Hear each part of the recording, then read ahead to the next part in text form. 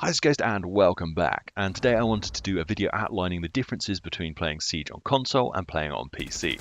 I've had the fun of playing this game on both systems, and I have to say it doesn't matter which way I play it. I love this game. It is incredible. It's so much fun, and that competitive nature of it, and it doesn't really get that same sort of heart pumping feeling as I do in any other game as I do in this one, and I just love this game. And I wanted to sort of outline the differences for those people who don't know between the two different platforms. Before I start, I just want to say these are my personal opinions. They're not sort of gospel, and everyone is entitled to their own opinions of it. But let's get into the actual meat of this topic. Starting out with aim. Obviously, we all know aiming with a keyboard and mouse is much more effective than it's ever going to be on an analog stick. It's very easy to lose control of the analog stick and lose control of the recoil. This is very notable. Well, this becomes very much more notable on this game, purely for on console you usually get aim assist, which you don't get on this game. I do feel this game would be horrendous with aim assist, so I'm really glad that it's not part of it. As you'll notice in this upcoming clip of me playing Jaeger on Skyscraper, I very much potato aim the last character. I can't remember who it is, but I miss a hell of a lot of shots on him. And I don't feel that there would necessarily be such a thing in PC because you are able to control your recoil, control the weapon a lot easier than you are on console.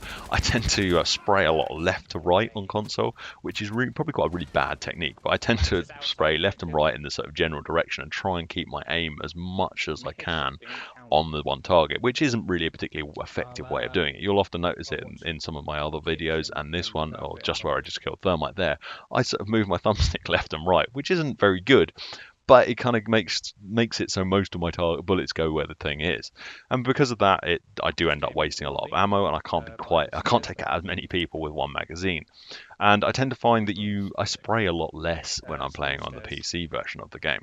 That's not to say by any means that I have those odd moments where I just hit everything other than the person I'm trying to kill, which is incredibly infuriating and much more embarrassing when you do it on PC than you do on console. Yes, it still looks bad when you miss everything on console, as I just do there. It doesn't look quite as bad as when you do it on PC, because everyone expects you to be able to aim a little bit more proficient. Now, very much tied in with the ability to aim well is the ability to control recoil. On console, I find it a lot more challenging to control the recoil of certain weapons. Even a low recoil weapon such as the L85 that Sledge and Thatcher have access to, which is a very easy weapon to keep on target, you can still lose very easily when you're playing on console. However, on PC, this gun is almost like a laser beam, and it is almost practically impossible to lose control of the recoil of this weapon, making it one of the most effective weapons to use in the game. On the other end of the scale is Buck and his Camera's assault rifle. This weapon has some of the worst recoil in the game. On console, this makes this gun almost unusable. It is so difficult to play with this weapon because the recoil bounces all over the place, and trying to control that with a thumbstick or joystick is very difficult. Even on PC, where you have the much more easier to control recoil with the mouse and keyboard, it is still a very difficult weapon to use, and sometimes begs me to question, why would I use this operator when Sledge and Ash exist and they do very much a similar job to what Buck does, but their weapons are so much easier to use. I also recently have been using Jackal to fulfill a very similar role to what Buck would play, because he has a shotgun secondary. He's able to bust through windows and walls and floors. Although it's not quite as effective as the skeleton key, and it does take a few more shots, it's still very able or capable of doing that. And with the C7E assault rifle, which is amazing, he's just a much more powerful operator, and on top of that he also has his ability to see footsteps, so you can see people flanking as well. I just find he's much more effective in the role of Buck than Buck is, because of how unmanageable Buck's recoil is on his weapon.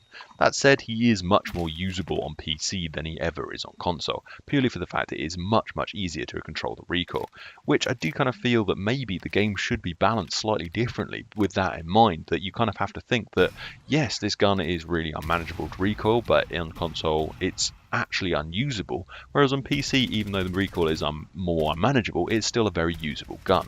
Next up is the controls. On console, some of the controls actually overlap and do the same things. The two in question are the analog sticks. Not only are they involved in your movement and your aiming, they also do your sprint and your melee, and when you're aiming down sight, they do your peeking, which makes it very difficult to not do one of the other functions when you're trying to do the other thing. You'll quite often see, should I say, that when you're aiming down sight and you go to peek a corner, you haven't quite pulled the trigger enough and you'll end up knife in the air, which sometimes can even get you killed when you're trying to do that because you've started that animation for a knife as someone rounds the corner and you're like, God damn it, I was just trying to peek around the corner. On PC, you don't have that issue because you've got access to so many more buttons. You can literally set a different thing for every single one. On top of this, you also have the ability to pre-lean, which, although it doesn't seem a massive advantage, if you are a very good player and you watch some of the high-end players play the game, they're able to lean peek corners, which is an incredibly powerful technique. I haven't quite got the hang of it on PC yet. Eventually, I'm sure I will, or hopefully I will. I'm not sure I will. I can't really guarantee that I will get the hang of it, but it is a big advantage being able to do things like that, and you cannot really do that on console because of the overlap on the controls, which just makes it a little bit more difficult to play, or I would say a lot easier to play on PC, in my personal opinion. Next up is FPS. On console, you are limited to 60 frames per second. There's nothing you can do about it. That is the highest amount of frames you can get out of the game. However, on PC, if your wallet is deep enough, you can get up to about 240 frames. I think that's the maximum that monitors will support currently. So if you've got a very deep wallet and you're happy to spend thousands of pounds on your computer, you can run this game at 240 Hz, which I'd imagine would look beautiful. It would just flow really smoothly. I can run this game on about 120-ish, 140-ish frames, and it looks really smooth on that. And it does make a difference running on a slightly higher frame rate. Yes, it doesn't really make a massive amount of difference. The game flows really nicely at 60 FPS, but having nearly double that just makes everything look, not necessarily look, but it just runs a little bit smoother, and I just feel it looks a little bit nicer. On top of having this higher frame rate, you also have access to an FOV slider, and although this doesn't sound like it would make a massive amount of difference, it really does. I really enjoy having a slightly wider field of view and seeing a little bit more than you would normally on console. It just seems to look a little bit better in my personal opinion. And I don't really understand why we can't have that on console. On Battlefield 1 we have an FOV slider on console, and I don't really understand why that can't be transferred over to more games. Is it really that demanding to have an FOV slider? I just don't know. If someone has a little bit better understanding of how games work, maybe they could explain why we don't have FOV sliders on pretty much every console game. I just think it makes the games look a little bit nicer having a slightly higher field of view.